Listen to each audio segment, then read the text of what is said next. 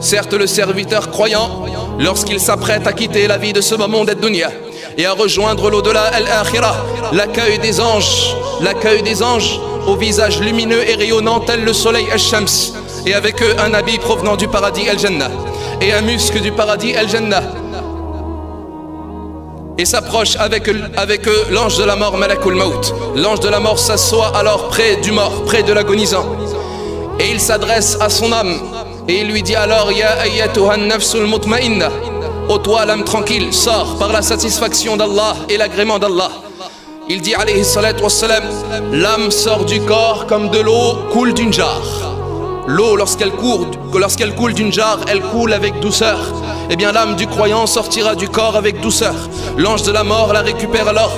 Puis les anges el-malaïka ne laissent pas l'instant d'un clin d'œil, et il s'empare de l'âme qui se trouvait dans les mains de l'ange de la mort. Il la récupère alors et il l'embaume du parfum du paradis al-jannah, et l'habille du linceul du paradis al-jannah, et ils la font monter dans le ciel as-sama, et ils arrivent au premier ciel. L'ange gardien du premier ciel dit: à qui appartient cette âme? Quelle bonne odeur! Et on lui dira alors: à un tel, fils d'un tel, et on l'appellera par le meilleur nom par lequel on l'appelait dans la vie de ce bas monde ad-dunya. On lui ouvrira alors, puis les anges l'accompagneront alors et monteront au deuxième ciel, et ainsi de suite jusqu'à ce qu'ils arriveront à Allah tabaraka wa ta'ala. Et lorsqu'ils arriveront à Allah jalla wa ala, Allah dira tabaraka wa ta'ala: ramenez cette âme à la terre at-turab, car c'est d'elle que je l'ai créée, et c'est vers elle qu'elle retournera, et c'est d'elle que je la ressusciterai.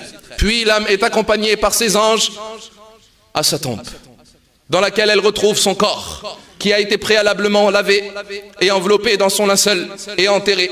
L'âme retrouve alors son corps et elle rentre dans ce corps, et tu ouvres les yeux et tu te retrouves alors dans cette tombe, vivant parmi les morts al-amwat, dans une autre dimension et dans un autre monde. Ce n'est plus le monde de ce bas monde ad-dunya, ya Abdallah. Ne pense pas que lorsque si on te déterrera, on te trouverait vivant. Tu n'es plus dans ce bas monde ad-dunya. Désormais tu es dans l'au-delà al-akhirah, mais vivant. Ton âme est revenue dans ton corps. Tu ouvres les yeux, tu te trouves alors sous une tonne de terre. Tu ressens alors ce poids. Tu souffres désormais, et te viennent alors les anges qui te questionneront, et ils t'assoient alors et ils te posent ces questions d'une apparence effrayante et terrifiante, et ils te disent: Man Rabbouk, qui est ton Seigneur? Et alors à ce moment-là, si tu as véritablement considéré ton Seigneur Allah, si tu as unifié ton Seigneur tabaraka wa ta'ala, si tu n'as eu peur que d'Allah, et tu n'as adoré qu'Allah, et tu n'as invoqué qu'Allah jalla wa ala, et tu as passé ton temps dans l'adoration d'Allah et tabaraka wa ta'ala, tu parviendras et tu seras raffermi en disant: Rabbi Allah. Puis ils te demanderont: Ma dinouk, quelle est ta religion? À ce moment-là, si tu as considéré ta religion comme la religion de l'islam, si tu as vécu pour l'islam, sacrifié pour l'islam, passé ton temps pour l'islam, donné secours et victoire à l'islam, tu répondras alors: Dini al-islam. Et à ce moment-là, ils te poseront la question: Man alladhi ursila ilayk, quel est l'homme qui a été envoyé? Man nabiyouk, qui est ton prophète?